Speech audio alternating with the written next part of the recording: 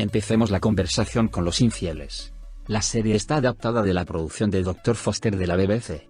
¿Qué les pareció el proyecto? ¿Viste el original? Ver el original de un proyecto que será una adaptación o su adaptación en diferentes países como el nuestro a veces puede tener consecuencias negativas para mí. Después de todo, una adaptación refleja las condiciones, percepciones de vida, estilos de vida y hábitos culturales establecidos en el país, y la sociedad en la que se publica. Por eso elegí leer el guión primero. No quería tener un sentimiento positivo o negativo, una opinión. Después de leer el guión, vi el original. El guión me impresionó mucho. Kemal Amankoglu y Dilara Pamuk hicieron un gran trabajo. Hay sentimientos muy reales acerca de hacer trampa y ser engañado.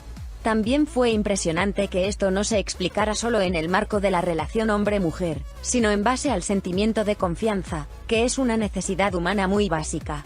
El público ve a Asia como una mujer fuerte. ¿Cómo nos lo describirías? ¿Cómo te preparaste para el papel? Tenía un carácter original, bien estudiado y bien construido que se nutrió de las experiencias de muchas mujeres. Cuando el área de confianza de una persona se destruye repentinamente, puede hacer que haga cosas que dijo que nunca haría, para volverse brutal. Asia se da cuenta de muchas cosas que las mujeres que han experimentado historias similares piensan, sueñan pero no pueden hacer. Mi directora Neslihan Yeşilyurt también contribuyó mucho a dar forma. El con el que he trabajado antes se adapta con éxito. El equipo de Medyakum, especialmente al crear el personaje de Fatih Bey, Aksoy, y después, nunca me dejó solo. Como dijiste, una mujer fuerte Asia. Como médico, su vida se basa primero en hacer un diagnóstico y luego en actuar. Nunca es impulsivo. Tiene una gran capacidad para controlar sus emociones. Otra cosa preciosa para mí es el elegante subrayado de lo importante que es para una mujer tener libertad económica. Interpretas a una mujer engañada que busca venganza en infiel. ¿Qué harías si te engañaran? ¿Preferirías vengarte o irte tranquilamente? Ser engañado no es una situación con la que no esté familiarizado, como muchas personas. Como el amor, la venganza, el rencor y el odio son emociones muy fuertes. No creo que sea necesario tener sentimientos fuertes por alguien que ha vuelto a hacer algo así. Lo que sentí antes pierde su significado de todos modos. Por lo tanto, un incidente desagradable fue, esta persona era así, ¿qué debemos hacer? Seguiré con mi vida. Soy una persona que cree que donde hay gente, hay maldad y fealdad además de bondad, y lo acepto desde el principio. No me sorprende que alguien diga, no puedo creer cómo lo hace. Mentir es un rasgo tan feo que no quiero tener un mentiroso en mi vida. De hecho, cuanto más rápido salga de mi vida, mejor, en mi opinión. No existe una regla de que el estado de ser amante, amistad o cónyuge dure para siempre. Eso sí, estaría bien, pero cuando tiene que acabar, hay que despedirse. De lo contrario, nunca he visto un buen resultado. ¿Hace trampas? No es posible que me atraiga varias personas al mismo tiempo, que me enamore. Soy alguien que puede tener una relación difícil, en quien es difícil influir. Por esta razón, no es probable que tenga estos sentimientos simultáneamente con diferentes personas. No me gusta mentir, que es una de las condiciones sine qua non de este proceso, y lo encuentro agotador. Entonces, hacer trampa no es técnicamente algo que pueda hacer. Puedo prometer que no mentiré, que no engañaré, pero no puedo garantizar que siempre amaré, que siempre estaré en la vida de la persona frente a mí. Lo hemos visto en innumerables series de televisión y películas hermosas. ¿Hay un personaje o un proyecto al que llamas en otro lugar? Cada uno tiene su lugar. Eisan Enesel es algo más para mí. Fue muy difícil despedirme del personaje de Nebra que interpreté en Sasiyet. Ojalá fuera más duradero. Por supuesto, Asya es diferente, un paso por delante de los demás porque todavía estamos juntos. Me fascina su capacidad analítica, su capacidad para controlar sus emociones, que no tengo mucho, y sus estados planificados. ¿Cómo decides si participar en un proyecto cuando llega? ¿Tienes a alguien especial a quien consultes? Siempre tomo mis propias decisiones sobre mi vida. Ha sido así desde que era niño. Por eso siempre me han inventado frases como si fuera un testarudo, volviera a estar en su propia cabeza. Por supuesto, hay personas cuyas opiniones me importan. Mi jefe y los pensamientos de mi amigo Ebru, y de mi mejor amigo Denis son importantes para mí. Es de destacar. Siempre hablamos y discutimos, pero yo mismo tomo la decisión final.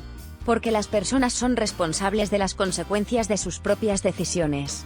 La responsabilidad debería ser mía.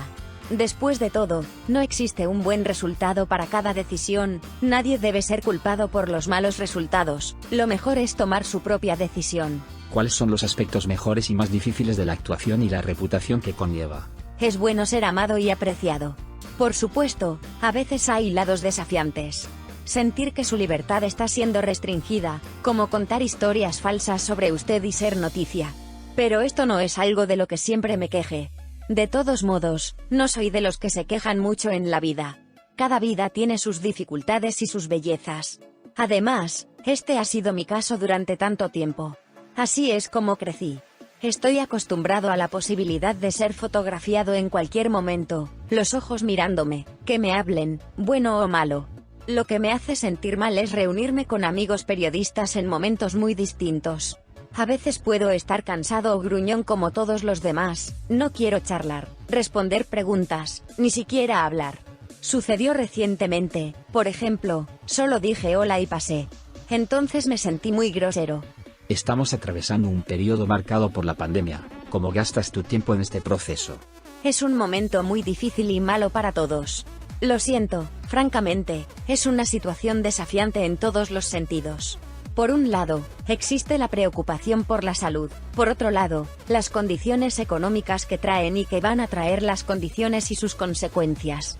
Ojalá la única dificultad fuera que tuviéramos que quedarnos en casa. Al comienzo de la pandemia, pasaba tiempo en casa. No fue algo que fuera demasiado difícil para mí. Soy una persona a la que le gusta pasar tiempo conmigo misma, y no se aburre de estar en casa. Siempre encuentro algo para distraerme. Ahora casi no paso tiempo en casa. Tenemos un horario de trabajo muy ocupado. ¿Cómo describirías tu estilo? Cómodo, sencillo y alejado de cualquier exceso. ¿Cuál es la parte más preciosa de tu guardarropa para ti? Una combinación de jeans, remeras y zapatillas que nunca me cansa. También me gustan mis chaquetas. ¿Qué tipo de dieta y régimen deportivo tienes? Normalmente como una dieta equilibrada y regular. Soy alguien que lo consume todo con moderación. Cuando no estaba trabajando, hacía deporte al menos 3 días a la semana, pero desafortunadamente, no tengo esa oportunidad en estos días. Permítame también preguntarle sobre sus hábitos de cuidado. ¿Cómo cuidas tu piel? Cuido la piel con regularidad. Yo no estoy haciendo nada. Me lavo la cara y aplico crema. ¿Y tu alma? ¿Qué es bueno para ti? ¿Qué es calmante? El tiempo que paso con los animales es muy bueno.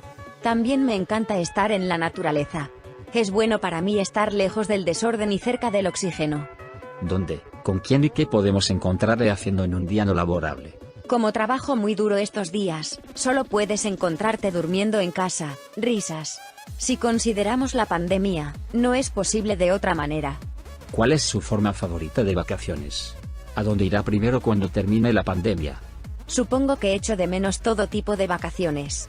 Pero lo primero que me viene a la mente es Cuba, en la que he estado antes y no pude disfrutar mucho.